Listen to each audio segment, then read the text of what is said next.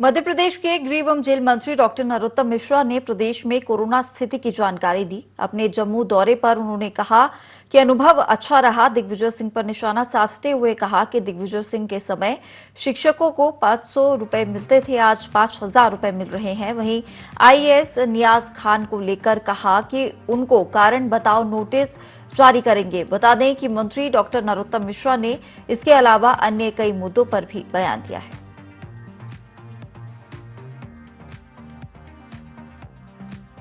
129 active case हैं, जबकि कल पिछले 24 घंटे में 21,981 सैंपल लिए गए।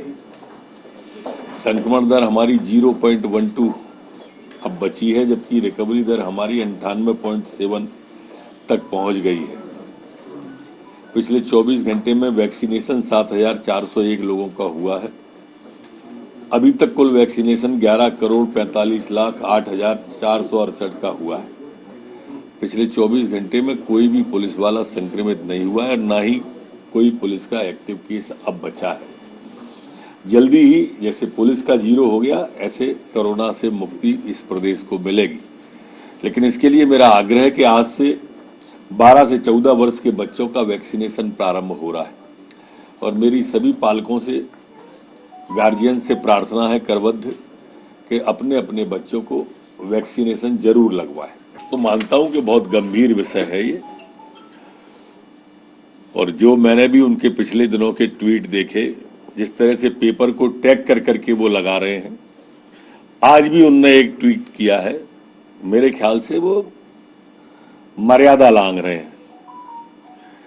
लक्ष्मण रेखा जो अधिकारियों की होती है, उसका उल्लंघन कर रहे हैं। सरकार इस मामले में कारण बताओ नोटिस जारी करेगी और उनसे जवाब तलब करेगी। हम किसी किस्म के अपराध को मध्य प्रदेश में बर्दाश्त नहीं करेंगे। मध्य प्रदेश को हम शांति का टापू ही रखेंगे, और इसलिए जब भी कोई सर उठाने की कोशिश करता है, कोई फन उठाने की कोशिश करता है, हम उसे कुचलते हैं, और उस कुचलने में हमें बुलडोजर से लेके अन्य जो भी प्रयोग करना होंगे हम सब करेंगे। ये अनुभव तो आपके सवाल के साथ ही उसका जवाब छुपा हुआ है। मध्य प्रदेश का एक व्यक्ति ऐलान करके जाए और कश्मीर में 3 घंटे तक आराम से बैठ के फिल्म देखे, इससे अच्छे दिन और क्या हो सकते हैं। घोषणा करके गए। दिग्विजय सिंह से पूछो कि उस समय, उनके समय में शिक्षकों को 500 रुपए मिलते थे, आज 50,000 मिल रहे हैं।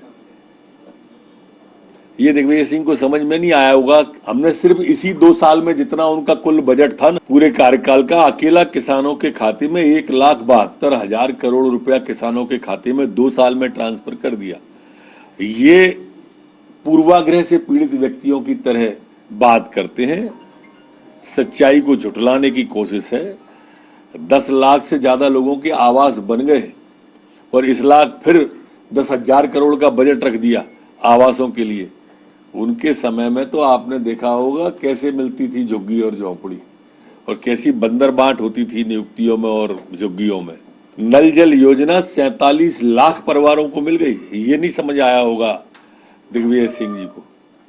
स्वरोजगार के लिए 10 लाख से ज्यादा लोगों को 5,430 करोड़ रुपए अभी दे दिए इन 2 वर्षों के अंदर। उनके समय में बिजली कभी कभी आती थी, अब बिजली कभी कभी जाती है। ये नहीं दिखा होगा उनको ना। उनके समय में जेलों में से डाकू भग जाते थे। उनके समय में नक्सलाइट उनके मंत्री की घर में घुस के हत्या कर देते थे। उनके अंदर झरनिया के जंगल में कुओं से भरे हथियार मिलते थे। आज शांति का राज मध्य प्रदेश में स्थापित है। न कोई चिन्हित डाकू गैंग है, न नक्सली है, न सिमी है। ये सारे लोग अपनी जान बचाने के लिए कटिबद्ध हैं, और हम सुशासन के लिए कटिबद्ध हैं। बुलडोजर से भयभीत अगर कोई अतिक्रमणकारी है या गुंडा है, अपराधी है, वो भयभीत होता है तो समझ में आती है। कांग्रेस क्यों भयभीत है, ये समझ में नहीं आ रहा है। जनता की सेवा के लिए, विकास के लिए, शांति के लिए चिंतन होता रहना चाहिए। चिंतन और मंथन जब होता है तभी अमृत निकलता है। और हम लगातार गरीब के कल्याण के लिए, कमजोर के कल्याण के लिए, किसान के कल्याण के लिए ये सरकार काम करती है। ये किसान के बेटे की सरकार है और मैं मानता हूं कि हमारा चिंतन शिविर में निश्चित रूप से आम जन के हित में बहुजन हिताय बहुजन सुखाय मार्ग मिलेंगे।